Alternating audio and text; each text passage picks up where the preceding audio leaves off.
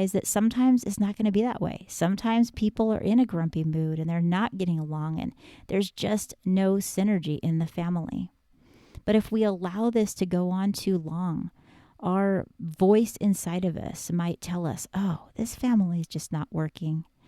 I think that the lack of synergy is the reason why lots of relationships fall apart, because people let their differences become bigger and bigger, and the mountain begins to grow until they just can't see the other side.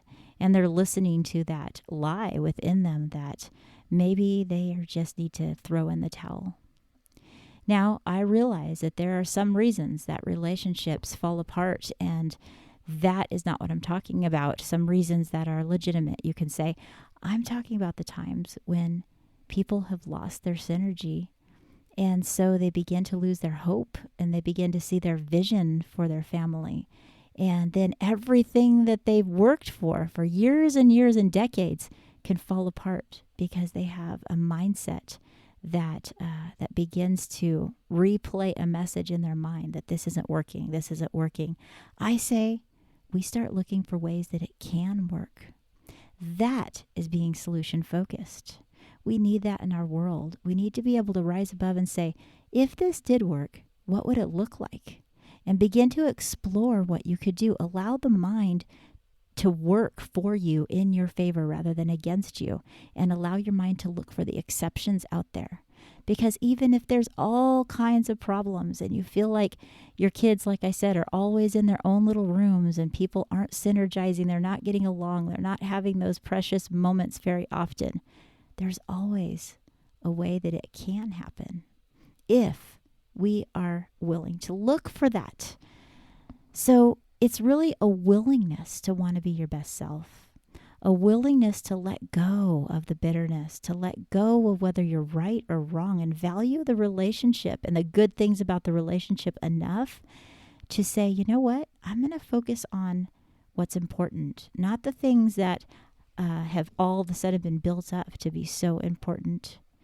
Sometimes we need to reevaluate what we feel is important in the family, because sometimes it's our pride, we want to stick to our values, and it's not really our values that we're sticking to. It's more of a stubbornness of wanting to be right and wishing that the other person would be on the same page as you in the way that you think that it should be. But there's always a different outlook, and that outlook can be beautiful, because things that are different can be appreciated or loathed. And if we lean more towards the appreciation of the differences, I mean, each one of your children are very, very different. If they do nothing but focus on their differences, they're going to end up hating each other. They won't be friends when they're adults. They won't care about getting along. Maybe you know a family like that.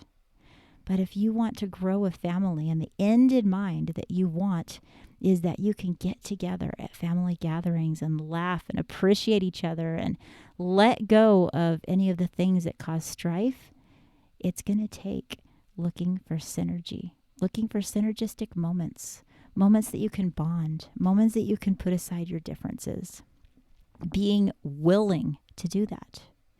It depends on your willingness to seek a third alternative.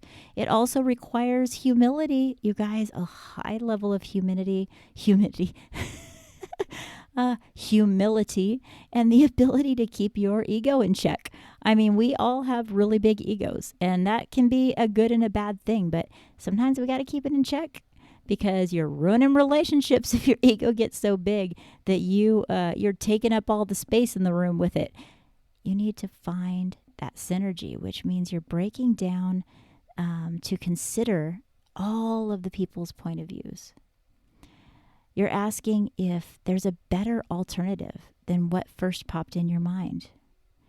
If there is something better, how are you going to be able to find that? You have to start questioning that, asking yourself, asking the people around you, are you willing for both of you to find a solution that will be a better way? That's when you'll rise above. And when two people are able to let go of all of their negative preconceived notions about the relationship and enjoy each other, amazing things can happen. I know that because let me tell you, I've been married a lot of years and it has not been without its ups and downs. And I can tell you that the times when my family is synergized, you can feel it. It's like a magical feeling, and it's worth going after. It's worth fighting for. And I thought in the last episode, just our very last episode, I talked about what I love about counseling is that moment when you're really stepping into the worldview of your client and you're listening to them, and then you just are there with them and you completely understand them. It's like you can see the vision that they're seeing as they're talking. And I thought, wow, that's actually a synergistic moment.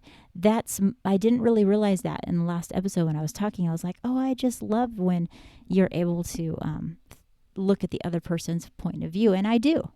But it's because when you do that, you enter into synergy.